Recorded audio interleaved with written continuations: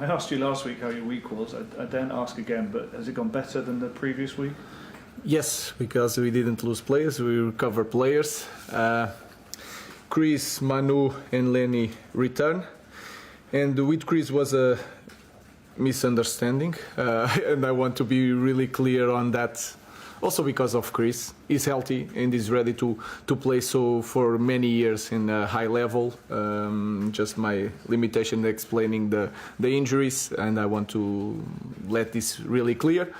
I felt that the week is really good. I see things in training, but sometimes it's hard to pass that to the game. But I feel that they are improving. Sometimes we cannot show that in the game, but I hope that tomorrow is another opportunity to show a better performance. We'll get back to Ruben Amorim in just a quick second, but remember, if you like this video, please like, share and subscribe. And don't forget to click the notification button so that you know when the next Big D video hits. And also, if you've got something to say, you know what to do. The comment section is for you. Please, please, please, please. The Big D reads all of the comments, and he would like to encourage you to express yourself in the comment section. Anyway, in this little piece of footage, we are going to be hearing from our illustrious manager, Ruben Amorim, ahead of what is always now a crucial Premier League tie away at David Moyes' Everton. And they've had a little bit of a resurgence lately, a little bit of new manager bounce under Moyes. And so he's going to be talking about that, and stick around for after the clip, because the Big D is going to be talking about what the boss says in this little clip. Anyway, here he is. Good news on Christian. In terms of the others, when are you expecting bodies back? Because the fixture list is going to get very busy. Well, it's hard to know. It's hard to know. Ahmad is for a long time. I think Mays continue to make his recover. Luke continue to make this recover. I don't have a day. Toby seems to be the closest one, but not now. So Kobe is recovering. I don't know. We'll have to adapt to use the players that we have for the schedule. What about the goalkeeping situation? Altai is making the recover. Tom is making the recover. We don't have a day, but they are recovering. Everton have been revitalised under David Moyes. I think it's 4 wins from 5 in the Premier League. What makes them so difficult now compared to just a few weeks ago? Just the confidence. The way they play, they believe it a lot. They are winning games. They are being really competitive. So it's an amazing job by David Moyes to recover the team, and you feel it. And when you watch the game, you feel it that the confidence and the belief are there. So it's going to be a really hard game. He obviously had a difficult time here as a manager, more than a decade ago, and every other manager since then has found it quite difficult. Does it show that it's almost an impossible job, your job? No, it showed that it's a difficult job, and again we have to try to understand the history. This club had a figure that is you cannot replace, and in Sir Alex Ferguson, and then it's a hard job to do it because everything was connected with one person, and when that person leaves, it's really hard. But he's, like I said, he's doing an amazing job. He did an amazing job with West Ham, so it's that kind of coach that is really hard to win games. Good afternoon. You've got Sociedad in the European draw, and you've got Fulham to come up in the FA Cup. How important is it for you that you win a trophy this season now to rescue what's been a really disappointing and frustrating season? I just want to win Everton, to be really, really clear on that. I think we are in a difficult situation in Premier League. We have a lot of issues to solve in every game. And if you see our performance, if I'm focused on a game against Real Sociedad and thinking about trophies in the moment, I think is not the right way to do my job in the moment. So I just focus and I just want to win against Everton. The team have had a bonding session by all accounts this week. Have you seen evidence of that? Do they feel a little bit more together this week? For me, it's more important in training. And what I see in training is that they are improving. They are creating relationship. Even the sound of the training is different. But like I said, we have to use that in the game, and we have to see it in the game, and we have to take that step. I feel it in training that we are bonding and we are understanding the way we want to play. But then in the game, I feel that we struggle a lot. How does the sound change? So The sound. How does the sound but the change? sound is like when you are in practice, when you are just making an exercise, you feel the sound. People are talking, asking for the ball, giving directions, talking with each other, and you can feel it in the environment. If you spend your life as a football player and as a coach, even the sound of the training is important. So I feel that we are changing that. But again, everything resumes to the game on Sunday or Saturday or whatever. So it's important to use that in the game. Chairman, hi Ruben. Just 4 wins in 14 Premier League games since you took charge.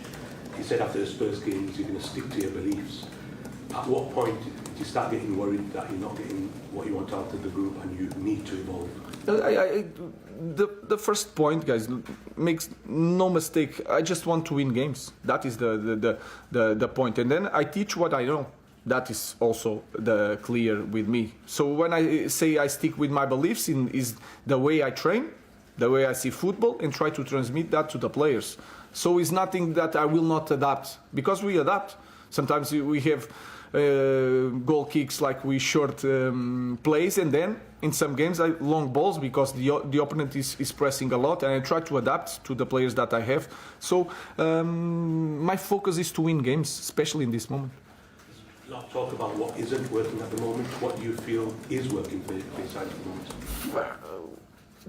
What I feel is that sometimes you don't feel improvement in the team, but then you have some games that you think that are more difficult, and you feel that we can play, we can create situations.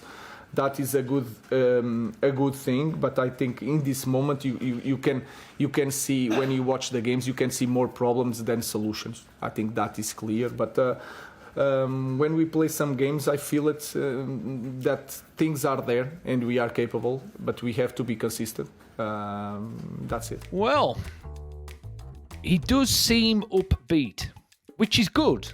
He doesn't seem defeated, and I mean, this is the worst sort of situation any manager has been in at Manchester United post Alex Ferguson, and he doesn't look grey or haggard or anything like that just yet. He's still smiling and he's still engaging and charismatic and all that good stuff. Hopefully we can transfer that onto the field of play, because he mentioned something interesting there. He mentioned consistency. That's a big thing, because a lot's been made of his system 3-4-3, and things haven't been working out, so they're asking him, are you going to adapt, are you going to change the system, blah blah blah blah blah blah blah blah blah.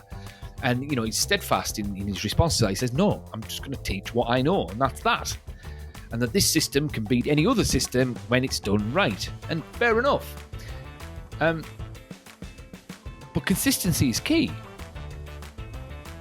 because we've already shown we can challenge anyone on the day with that system. We've played fantastically against the Scousers, who are top of the league, against Arsenal, against Manchester City, against Everton at Old Trafford. We battered them using this system. So the system works.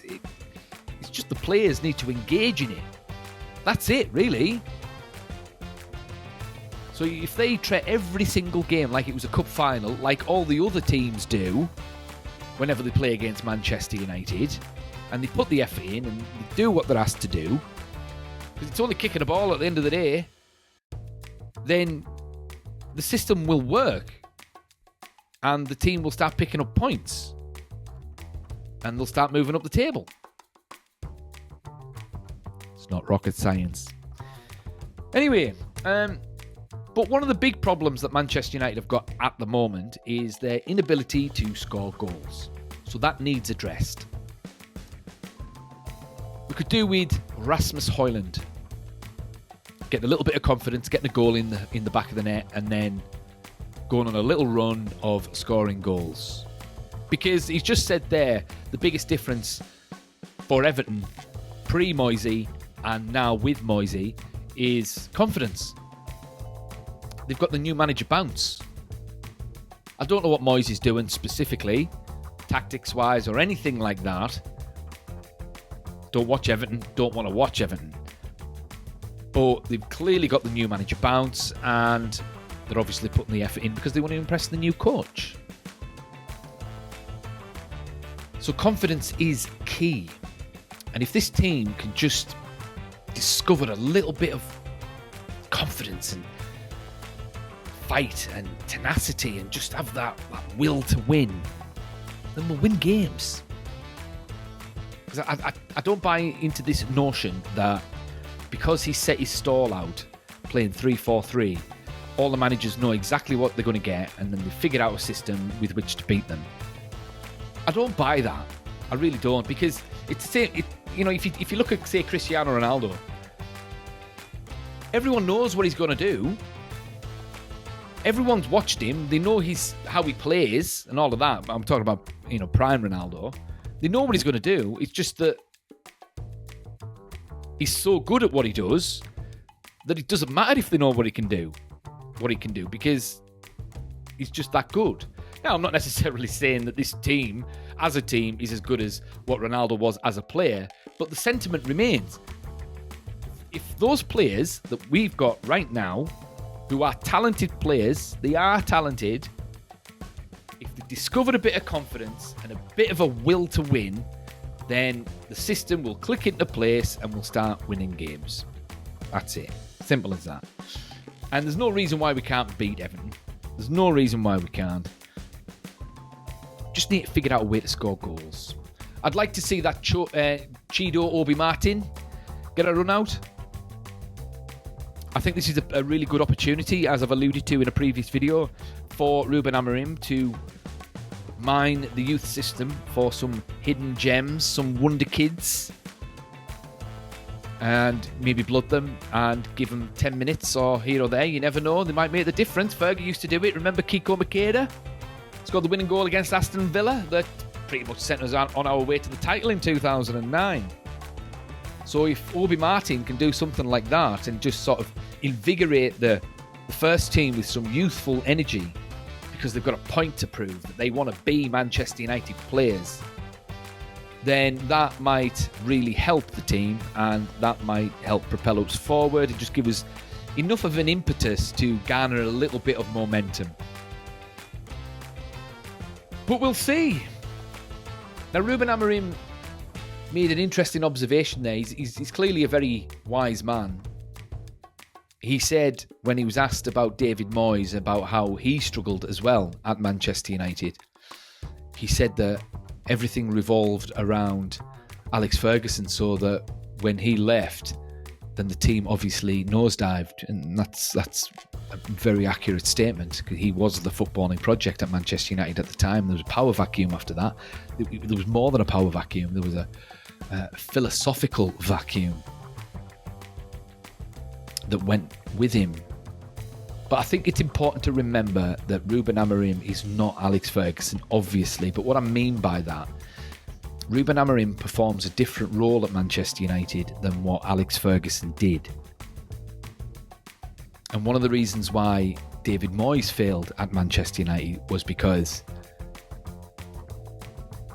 David Moyes was a head coach. David Moyes was not a director of football. And Alex Ferguson was a director of football and a head coach. David Moyes was just a head coach, trying to be a director of football as well, and it just wore him thin, and the rest is history on that front. So I think it's important to remember that Ruben Amorim is a head coach. That's it. So, I mean, they keep on asking him questions about transfers and all of this and things that are happening, behind the scenes, and it's like, well, that's got nothing to do with him at this point. He is there to coach that team. That's it. But yeah, and hopefully we can find a solution for the goal scoring problem. Not entirely sure what he can do, to be quite frank. Not entirely sure. He talks about confidence. Perhaps instill some confidence in Rasmus Højlund, because that's the only striker that he's got. and he's fit, as far as I'm aware. So you might as well work with him specifically and get him firing. It reminds me of a story that Alex Ferguson said, or it might have been Van Persie. And it was Van Persie talking about Ferguson. It was when Van Persie was at the club, obviously, and he was in Alex Ferguson's last season. And Robin Van Persie actually went through a little dry patch of maybe a couple of months or something like that. And what Alex Ferguson did, he brought in Wayne Rooney, Paul Scholes, Park Ji-sung, and someone else, and showed them footage of Robin Van Persie making runs, but no one was passing to him, which is pretty much like what's happening now. Rasmus Højlund, he's making runs, but no one's passing to him. He's not getting enough service, right? And Alex Ferguson said to those players, the creative players at Manchester United, he said, make a pass and find him, and he'll do the rest. That's all you need to do. And if I see anyone not pass to him, if you don't pass to him, you do not play. Because if you pass to him, he will win us the league. And then, not long after that, the game where we sealed the title against Aston Villa at Old Trafford, when Van Persie scored a hat-trick, his last goal, the volley, it was a long ball by Wayne Rooney, because he did exactly what Ferguson told him to do. And Robin Van Persie said that Alex Ferguson doing that gave him such confidence to get over that hump. And then, he went on another little scoring run. So perhaps focus on Rasmus Højlund, get his confidence up, and make sure the other players, the more creative players like Bruno, Xerxes, Menu, and Garnacho are passing to him, feeding him. A striker can only finish what he's fed. That's it. So there's a headline for you. But what do you guys think? How can Ruben Amorim fix the goal-scoring problem at Manchester United? You tell me. Thoughts in the comments, and I'll see you in the next one.